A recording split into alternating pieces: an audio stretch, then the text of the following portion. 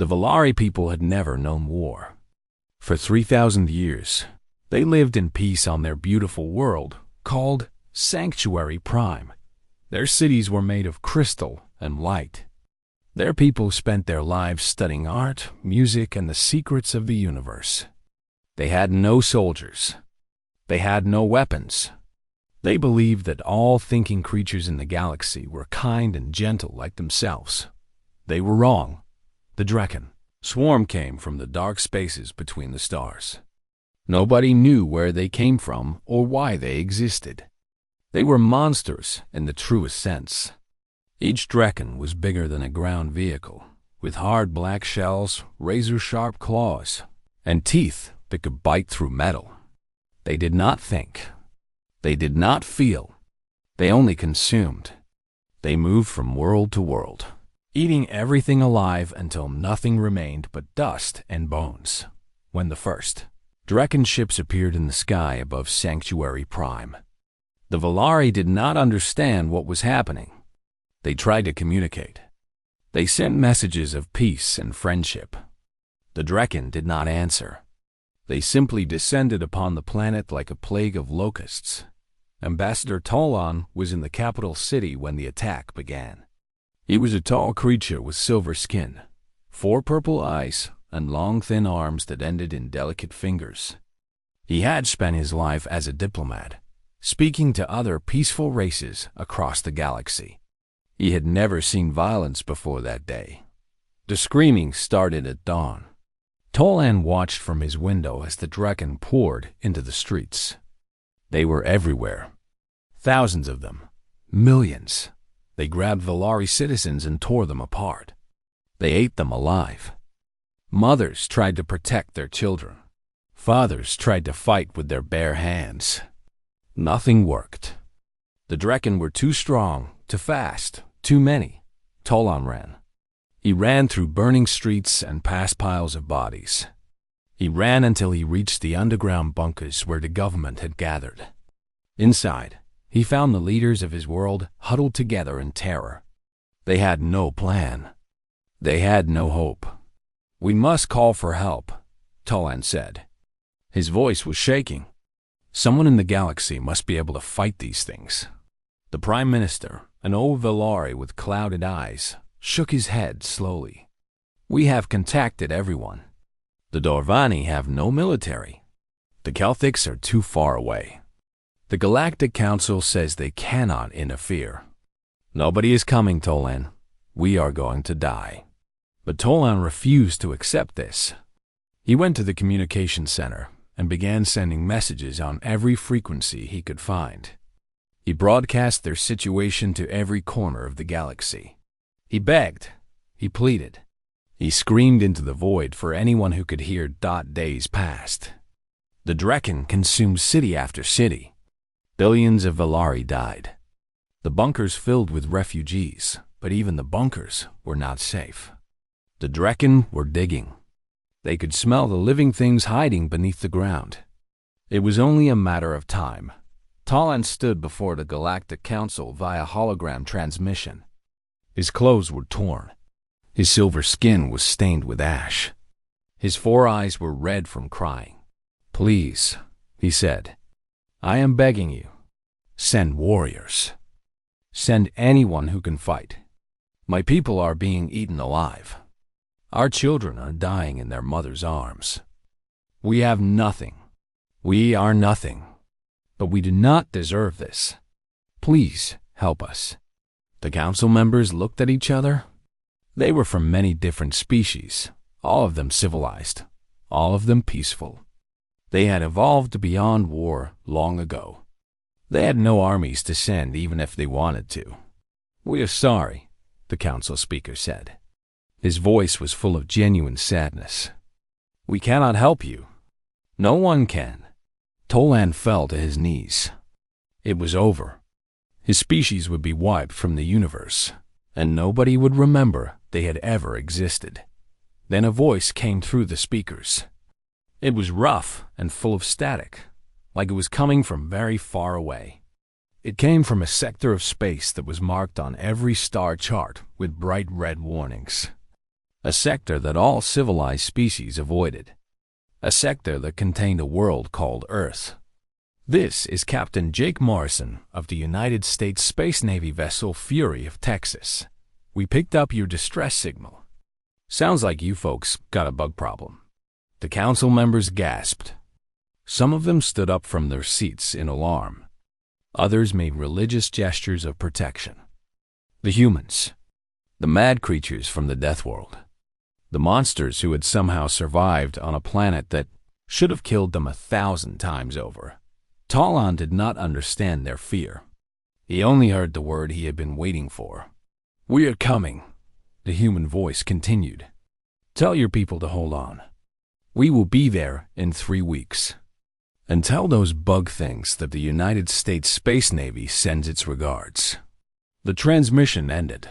The council speaker leaned forward. "Ambassador Tolan, you must understand what you have done. The humans are dangerous. They come from a world with crushing gravity, poisonous air, and deadly creatures on every land and in every sea. They evolved by fighting, by killing, by surviving things that would destroy any normal species. They are violent beyond reason. They enjoy war. They are not civilized." Tolan looked at the speaker with his 4 tired eyes. "My people are being eaten alive. I do not care if our saviors are civilized. I only care that they can fight." He ended the transmission and returned to the bunker. Around him, the survivors of his world huddled in the darkness, waiting to die. But now they had something they did not have before.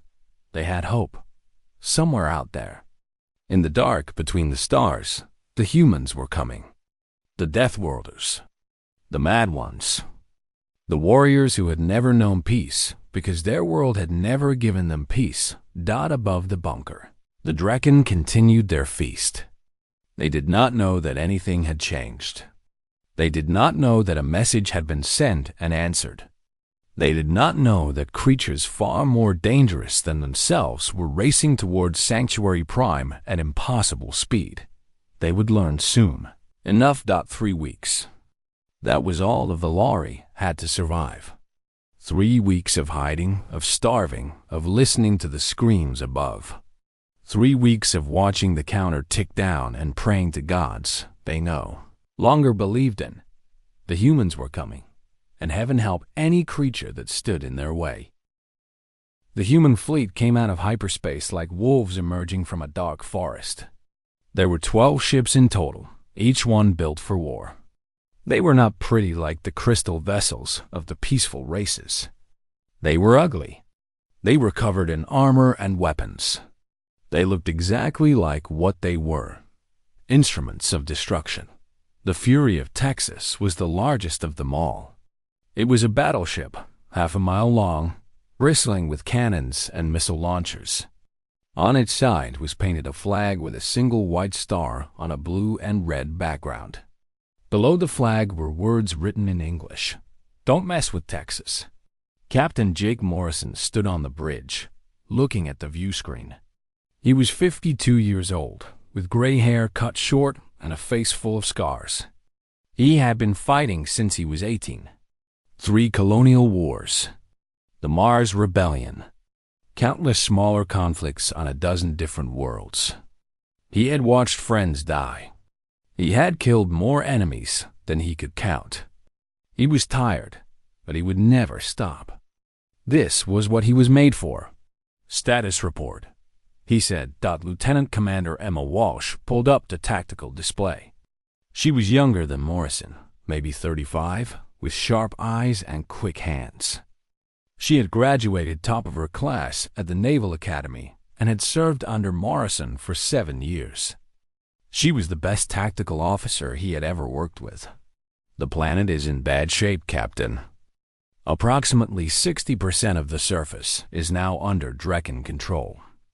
We are detecting millions of hostile life forms. Their bioships are in orbit, maybe 200 of them. The Valari survivors are concentrated in underground bunkers, but the Drekken are digging toward them." Morrison nodded slowly. "How many Valari are left?" "Hard to say. Maybe 4 billion out of an original population of, and the enemy? Conservative estimate, 50 million ground forces. More arriving every hour from the bioships. Any other commander might have felt fear at those numbers. Morrison felt nothing but cold calculation. He had faced worse odds before. He had always won. Tell the fleet to form up into attack formation. Launch all fighter squadrons. And wake up the Marines. Time to earn our pay. Below decks, the Marine barracks was already alive with activity. Men and women in combat armor were checking their weapons, testing their gear, and preparing for battle. They moved with the easy confidence of professional soldiers. Most of them had seen combat before.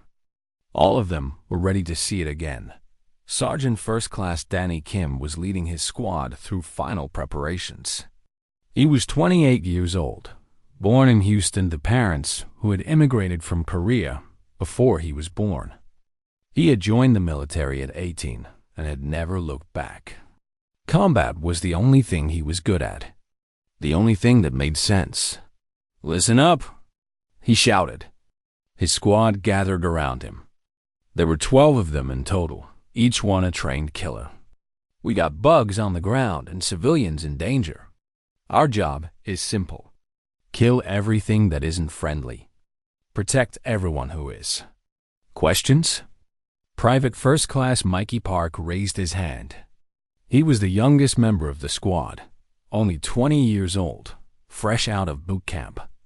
This was his first real combat deployment.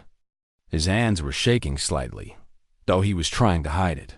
"Sergeant, how do we tell the good guys from the bad guys?" Kim grinned. "Easy. The good guys look like silver angels. The bad guys look like nightmare bugs the size of trucks. If you can't tell the difference, you're too stupid to be in my squad." The others laughed. Even Park managed a nervous smile. Corporal Lisa Cho walked over and punched Park lightly on the shoulder. She was 26, a veteran of 2 combat deployments, and she had taken the young soldier under her wing. "Stick with me, rookie. Keep your head down, your eyes open, and your finger on the trigger. You'll be fine. What if I freeze up? Then I'll kick you in the ass until you unfreeze. Now suit up. We drop in 10 minutes. The dropships launched from the belly of the Fury of Texas like angry hornets leaving a nest. Each one carried 20 Marines in full combat gear. They screamed down through the atmosphere, their hulls glowing red from the heat of entry dot inside Dropship 7. Sergeant Kim watched his soldiers. They were silent now, each one lost in their own thoughts. Some were praying. Some were thinking about loved ones back home. Some were simply waiting, empty and calm, ready for whatever came next. Kim activated his helmet radio. "All right, ladies and gentlemen, here's the situation. We are landing in Grid 77, near a confirmed civilian bunker. Intel says there are approximately 10,000 Volari survivors in that location. There are also approximately 5,000 Drekken trying to dig their way in. Our job is to kill the bugs and secure the bunker. Simple, right?" "Simple," the squad echoed. "Good. Remember your training. Watch your sectors. Call out targets. And most importantly, do not die. Dying is bad for morale." The dropship shook violently as it entered the lower atmosphere. Through the small windows, Kim could see the burning surface of Sanctuary Prime. Cities in ruins. Fields covered in black creatures. Smoke rising everywhere. It looked like hell. Kim smiled. Hell was where Marines did their best work. The dropship touched down hard and the ramp dropped. Sunlight poured in, along with the smell of smoke and death. Kim was the first one out, his rifle up and ready. The Drekken saw them immediately. Dozens of the creatures turned away from their digging and charged toward the human soldiers. They were even bigger up close. Each one was covered in hard black armor. Their claws were longer than swords. Their mouths were full of teeth that dripped with acid. Any other species would have Run. The humans opened fire. The thunder of automatic weapons filled the air. Draken fell. More took their place. Grenades exploded. Bodies flew. Kim moved through the chaos like he was dancing, firing, reloading, firing again. His squad followed, each soldier covering the others, working together like a single machine. Private Park fired his weapon until the barrel glowed red. A Draken lunged at him, and he shot it in the face. Another came from his left, and Corporal Cho killed it before it could reach him. "Keep moving," Kim shouted. "Push forward. Show these bugs what humans are made of." Above them, the fleet engaged the Draken bioships. Explosions lit up the sky like fireworks. The war for Sanctuary Prime had begun, and the humans were just getting started. The battle for Sanctuary Prime was unlike anything the galaxy had ever seen. The peaceful races watched from their distant worlds through long-range sensors, unable to believe what they were witnessing. The humans did not fight like any species they had ever encountered. They did not retreat. They did not hesitate. They simply attacked, again and again, with a ferocity that seemed almost insane. On the ground, Sergeant Kim led his squad through the burning ruins of what had once been a beautiful city. Crystal towers lay shattered on the ground. Streets that had once been filled with artists and philosophers were now covered in blood and bodies.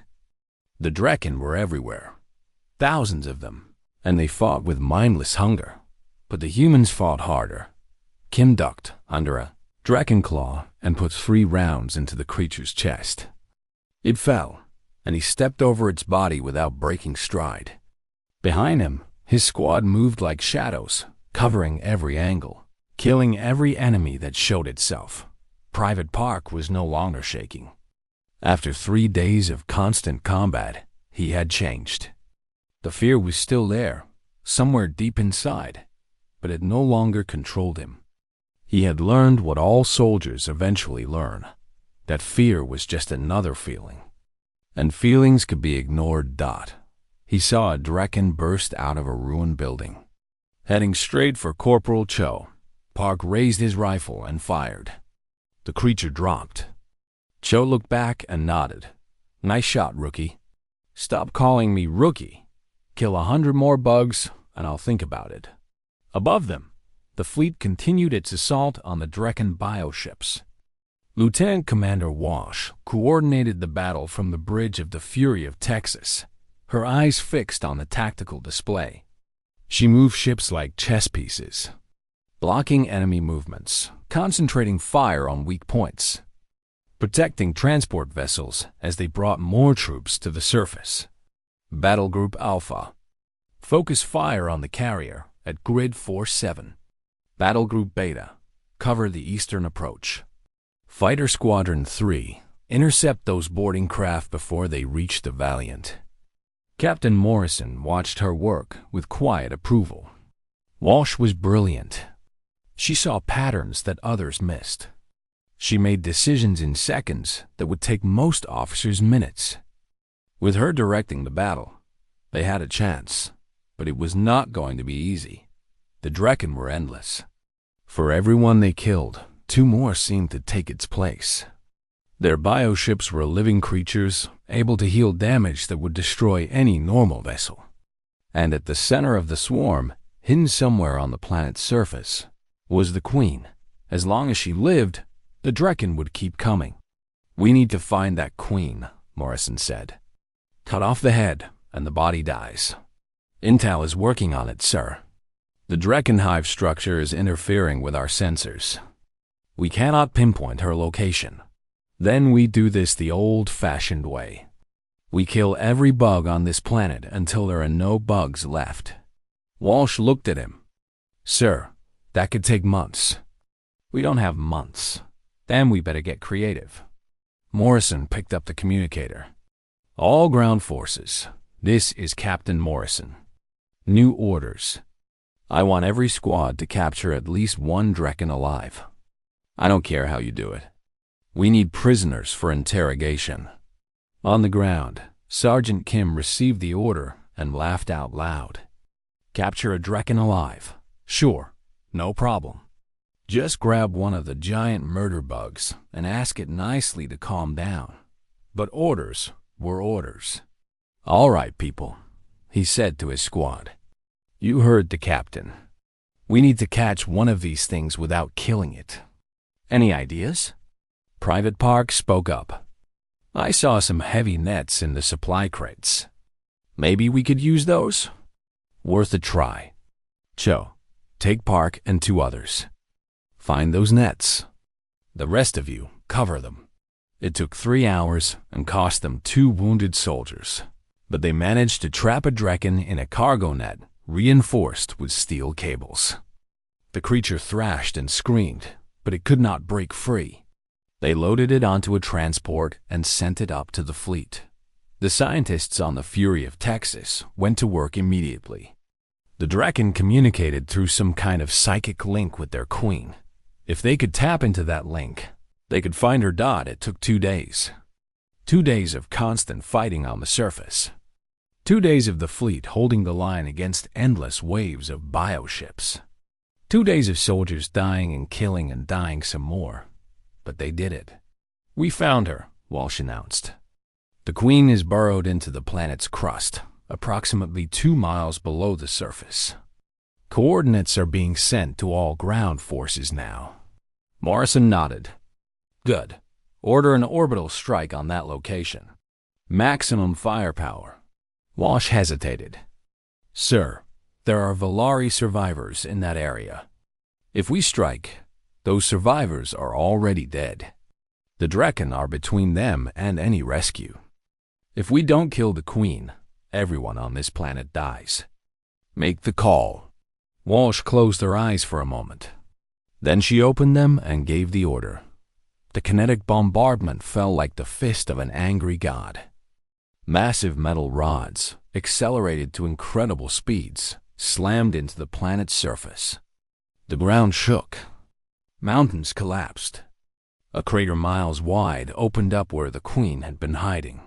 But when the dust cleared, sensors showed she was still alive. Wounded but alive. The bombardment had not penetrated deep enough. Morrison stood up from his chair. Fine. We do this the hard way. Sir, I'm going down there myself. Get me a team of volunteers. We're going to dig that bug out and kill her with our bare hands if we have to. Captain, you can't. I can and I will. This is my fleet. These are my soldiers. If anyone is going to walk into that hole and face the Queen, it's going to be me. He walked off the bridge without waiting for a response. On the surface, Sergeant Kim heard about the captain's plan. He immediately volunteered his entire squad. If Morrison is going into that hole, he said, then so are we. Nobody fights alone. Corporal Cho grinned. Hell yeah. Let's go kill a Queen. Private Park checked his ammunition. He had killed more than 100 Draken by now. He was ready for one more dot. The assault team gathered at the edge of the crater. 200 of the best soldiers in the fleet, led by Captain Morrison himself. Below them, the tunnel into darkness waited. Morrison looked at his soldiers. Ladies and gentlemen, what we're about to do is probably impossible. We're going into the belly of the beast to kill the biggest, nastiest bug in the galaxy. Many of us won't come back. If anyone wants to back out, now is the time. Nobody moved. Morrison smiled for the first time in days. That's what I thought. Let's go hunting. They descended into the darkness together. The tunnels beneath the surface of Sanctuary Prime were like nothing the humans had ever seen. The walls were made of some kind of organic material, slick and warm, pulsing with a faint glow. It was like walking through the insides of a living creature. The air was thick and smelled of decay. Strange sounds echoed from deeper below, clicks and hisses and something that might have been breathing. Captain Morrison led the way, his flashlight cutting through the darkness. Behind him, 200 soldiers moved in tight formation, their weapons ready. Nobody spoke. Every sound could attract the enemy. They descended for what felt like hours. The tunnel twisted and turned, sometimes opening into vast caverns, sometimes narrowing until they had to crawl. The deeper they went, the more Drekken they encountered. The first ambush came without warning. Drekken burst from the walls themselves, hidden in the organic material, lunging at the soldiers from every direction. The tunnel erupted in gunfire and screaming. Sergeant Kim saw 3 of his soldiers go down in the first seconds.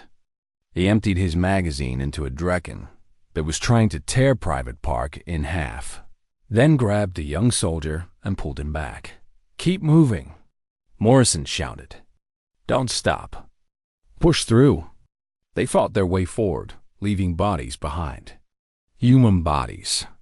The Drekken were using the tunnels to their advantage, appearing and disappearing, striking from unexpected angles. For every bug they killed, they lost a soldier. Corporal Cho fought like a demon. She had picked up a fallen Drekken claw and was using it as a weapon, stabbing and slashing with savage efficiency. Blood covered her armor. Some of it was alien. Some of it was her own. They reached a junction where the tunnel split into 3 directions. Morrison called for a brief rest. The soldiers collapsed against the walls, gasping for breath, checking their wounds. "How many did we lose?" Morrison asked. 47 dead. Walsh's voice came through the radio from the ship above. 32 wounded badly enough to affect combat effectiveness. Morrison closed his eyes for a moment. 47. Good soldiers. Good people. Fathers and mothers, sons and daughters. Gone. But they could not stop. Not now. Not when they were so close. Which way to the Queen? Sensors indicate the center tunnel. She's about half a mile deeper. Then that's where we go. Anyone who can still fight on your feet. We're finishing this. They moved forward. The resistance grew heavier with every step. The Drekken knew they were coming. They were protecting their queen with everything they had. Private Park found himself fighting beside Captain Morrison. The old captain moved like a machine, never wasting emotion, never showing fear. Park tried to match him, tried to be as steady and calm. "You're doing good, son," Morrison said between shots. "What's your name?" "Park, sir." "Michael Park. You got family back home, Park?" "Parents. A younger sister." "Good. Fight for them. Remember what you're protecting." They pushed forward into a larger chamber. And there, finally, they saw her. The Drekken Queen was enormous. She filled the entire cavern, a mountain of black chitin and pulsing flesh. Dozens of smaller Drekken surrounded her, ready to die in her defense. Her eyes, hundreds of them, fixed on the humans who had dared to invade her home. She screamed. The sound was so loud it knocked soldiers off their feet. It was not just noise. It was hate, pure and ancient, the rage of a creature that had consumed entire worlds. "Open fire!" Morrison roared. Everything became chaos. The soldiers fired everything they had at the Queen. Rockets exploded against her armored hide. Bullets tore into her flesh. The smaller Drekken charged, and the humans met them with grenades and gunfire. Corporal Cho was at the front of the line when a Drekken claw caught her in the stomach. The blade punched through her armor like it was paper. She fell, blood pouring from the wound. Sergeant Kim saw her go down and screamed her name. He fought his way to her side, killing 3 Drekken in the process. He dragged her behind a rock formation, away from the fighting. "Cho! Lisa, stay with me." She was smiling. Blood bubbled at the corners of her mouth. "Did we get her? Did we kill the Queen?" "Not yet. But we will. You're going to be fine. Medic." But Cho shook her head. She knew the truth. The wound was too deep. There was too much blood. "Tell Park he's not a rookie anymore," she said. Her voice was getting weaker. "Tell him he did good. Tell him yourself." You're going to, Danny. She grabbed his hand. Finish this. For me. For everyone. Her grip went slack. Her eyes went empty. Corporal Lisa Cho, veteran of 3 combat deployments, mother of 2 children she would never see again, died in the arms of her friend. Kim closed her eyes gently. Then he picked up his rifle and walked back into the fight.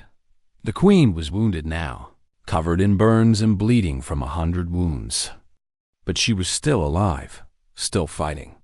Her smaller Draken were nearly gone, but she did not need them. She was deadly enough on her own. Captain Morrison charged at her with a plasma cutter, a weapon meant for cutting through ship hulls. He dodged her claws, ducked under her snapping jaws, and drove the cutter deep into what he hoped was her brain. The Queen screamed again. She thrashed wildly, her massive body smashing into the walls of the cavern. Rocks fell from the ceiling. The ground shook. Morrison held on, driving the cutter deeper, burning through layer after layer of armor and flesh. Die, he shouted. Just die already. The Queen's movements grew weaker. Her screams became quieter. Her 100 eyes began to close, one by one. And then, finally, she stopped moving. The silence was deafening. Morrison fell to the ground, exhausted beyond measure. His arm was broken. His ribs were cracked. Blood ran down his face from a wound on his scalp, but he was smiling. It's done, he said into his radio. The Queen is dead. Above them, on the surface, the remaining Draken went insane. Without their Queen to guide them, they lost all coordination. They attacked randomly, even attacking each other. The human forces cut them down without mercy. By nightfall, the swarm was destroyed. They carried the dead out of the tunnels. 112 soldiers had gone in. 63 came out alive. Among the dead was Corporal Lisa Cho. Sergeant Kim carried her body himself, all the way back to the surface. He buried her on a hillside overlooking the ruins of a city she had helped save. He made a cross from bent rifle barrels and placed it above her grave. Private Park stood beside him in the rain. She said to tell you something, Kim said quietly. What? She said you're not a rookie anymore. She said you did good. Park said nothing. He just stood there, staring at the grave, letting the rain wash the blood and tears from his face. The battle was over. The war was won, but victory had cost them everything. 1 month after the battle, the Galactic Council gathered to discuss what everyone was calling the Sanctuary Incident. Representatives from 100 different species sat in the great chamber, their faces showing a mixture of fear, confusion, and something that might have been awe. The humans had done the impossible. They had stopped the Draken swarm. They had saved an entire civilization from extinction. And they had done it in ways that no other species could have imagined. Ambassador Tolan stood before the council. He looked different now. The soft, trembling diplomat who had begged for help was gone. In his place was someone who had seen war, who had watched monsters die, who understood things about the universe that he had never wanted to know. You called this meeting to discuss the humans, he said. His voice was steady. You want to know if they are dangerous. You want to know if they should be trusted. You want to know what we should do about them. The council speaker nodded. The human actions on Sanctuary Prime have raised many concerns. Their violence was extreme. Their methods were brutal. Many are asking if they are any better than the Draken they fought. Tolan laughed. It was not a happy sound. Better than the Draken? Is that what you are worried about? Let me tell you what I saw. Let me tell you what the humans did for my people. He pressed a button, and holographic images appeared above the council chamber. Images of burning cities. Images of Draken monsters eating Valari alive. Images of the terrible weeks when his species had faced extinction. When the Draken came, we called for help. We begged every civilized species in the galaxy. We promised anything, everything, If someone would just save us. He paused. Nobody came. You all heard our screams, and you did nothing. The council members shifted uncomfortably in their seats. The humans came. They did not know us. They had no reason to help us. Their world is on the other side of the galaxy. But they came anyway. They came because we were dying, and they could not stand to watch innocent people die. More images appeared. Human soldiers fighting through waves of Drekken. Human ships burning in space. Human medics treating wounded Volari. Human hands reaching out to help. I watched Captain Jake Morrison lead 200 soldiers into a tunnel to kill the Drekken Queen. 112 of them went in. 63 came out. They knew the odds. They went anyway. Tell me, Council Speaker, have any of your species ever sacrificed so much for strangers? The speaker said nothing. I watched a soldier named Lisa Cho die protecting a group of Volari children. She had children of her own at home. She would never see them again. Her last words were asking her friends to finish the mission, to save people she had never met. Tolan pointed to the back of the chamber, where a small human delegation sat quietly. They were wearing their formal uniforms, clean and pressed, but the wounds were still visible. Sergeant Kim had a bandage on his face. Private Park walked with a limp. Lieutenant Commander Walsh had burns on her hands from a console explosion. Captain Morrison's arm was in a sling. Those are the humans who saved my world. 5,400 human soldiers came to Sanctuary Prime. 1,800 died. They gave their lives for us. And you want to talk about whether they are dangerous? He turned to face the council directly. Yes, the humans are dangerous. They are the most dangerous species in the galaxy. They come from a world that tried to kill them every day for millions of years, and they conquered it. They have wars among themselves that would destroy any other civilization, and they survive them. They laugh at death. They run toward danger. They are absolutely terrifying. He paused, letting his words sink in. And they are also the only species in this galaxy who answered when we called for help. The only ones who were willing to bleed and die for people they had never met. You call them violent. You call them brutal. I call them heroes. The chamber was silent. So here is what I propose. Instead of fearing the humans, we should thank them. Instead of isolating them, we should welcome them. Instead of treating them like monsters, we should treat them like what they are. The galaxy's last line of defense against the darkness. Captain Morrison stood up from his seat in the back. His voice was quiet but carried through the entire chamber. We didn't come here looking for thanks. We came because it was the right thing to do. That's what humans do. When someone needs help, we help. When someone is in danger, we protect. When monsters threaten innocent people, we kill the monsters. He looked around the chamber, meeting the eyes of beings from 100 different worlds. You don't have to like us. You don't have to understand us. But know this, as long as there are humans in this galaxy, you will never face the darkness alone. He sat back down. For a long moment, nobody spoke. Then Ambassador Tolan raised his hand. I move that the human quarantine be lifted.